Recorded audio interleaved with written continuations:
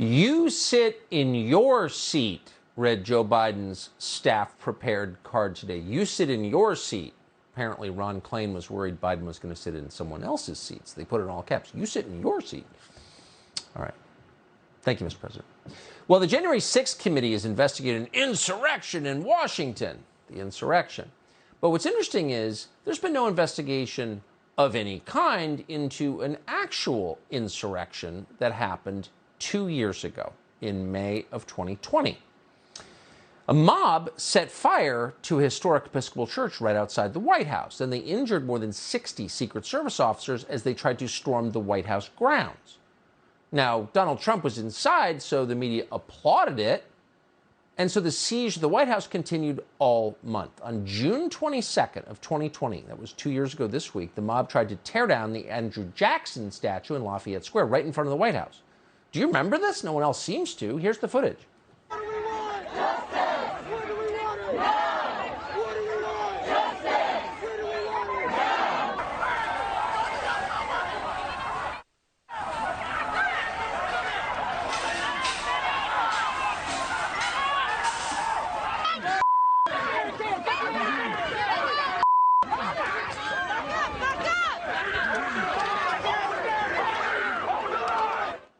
Raises a lot of questions, like where were the police? They had ropes around the statue right in front of the White House and no one was doing anything about it? There's a lot of blame to go around for that, by the way, a lot. But that's not an insurrection? Well, not if no one remembers it even happened, and that's why that footage has been memory hold. You probably haven't seen it in the last 2 years.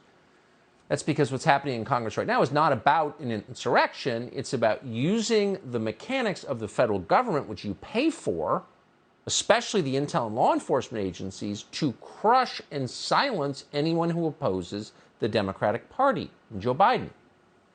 That's not an overstatement. One of the political opponents of the January 6th committee is targeting is a man called Jeff Clark. He was Assistant Attorney General during the previous administration. Before dawn on Wednesday, which is to say yesterday, a large group of armed federal agents wearing body armor with weapons raided Jeff Clark's home. They dragged him into the street in his pajamas. Now, what did Jeff Clark do wrong? Was he selling fentanyl? Was he human trafficking on the Mexican border? No. Jeff Clark did not commit any crime. What he did wrong was calling for an investigation into voter fraud. We are happy to have Jeff Clark join us now. He's a senior fellow with the Center for Renewing America. Jeff, thanks so much for joining us. This is this is a Soviet account, really. So tell us what happened and why. It is, and good to be here, Tucker. So yesterday at about just before 7 a.m., there was loud banging at my door, insistent banging. So I just rushed down as fast as I could. I quickly figured out, that there were agents there. I opened the door and asked for the courtesy to be able to put some pants on and was told, no, you got to come outside. So I came outside. They swept the house. Eventually, they let me go back inside and put the pants on. But then, by my count at one point, 12 agents and 2 Fairfax County police officers went into my house, searched it for 3.5 hours. They even brought along something, Tucker, I've never seen before or heard of, a electronic sniffing dog. And they took all of the electronics from my house I don't blame the agents. I think what you're talking about in terms of weaponization is really about who's pointing the agents and telling them what to do, Tucker.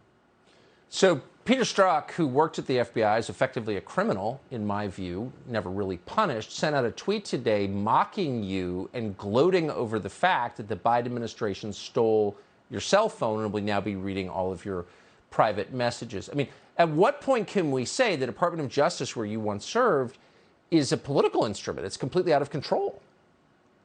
Yeah, I think this is highly politicized, and it's also part, Tucker, if you didn't know it, of a nationwide effort yesterday. There were multiple states where multiple people were roughly simultaneously, raided for their electronic devices, and that obviously requires a high level of coordination.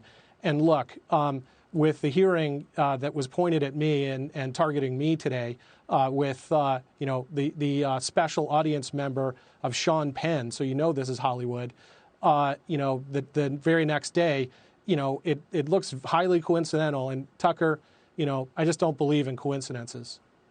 So you know Chris Wray, of course, who runs FBI. You probably know Merrick Garland. He's been around Washington a long time.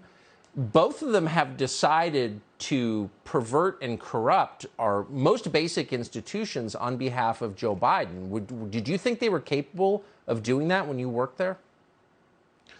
I argued in front of Merrick Garland. I got a very respectful hearing. I think I was going to win that case, but we wound up actually settling it in the shadow of what everyone assumed was going to be a victory. Sometimes that happens in financial cases. And Chris Wray was with me in the Justice Department. He was just in the criminal division back in Bush 43. So I do know both of them. And, I just think we're living in a era that I don't recognize. And increasingly, Tucker, I don't recognize the country anymore with these kinds of Stasi-like things happening. Yeah, this is Stalinist. At some point, somebody's going to fight back, and it's going to get super ugly. I pray that doesn't happen, but I think it probably will. It's just the whole thing is so sad, and I'm sorry that you were caught up in it. In your pajamas, like they could have just called you. It's outrageous. Jeff Clark, I appreciate your coming on. I hope you'll come back and tell us where this winds up. It's creeps. Thank you. Will do.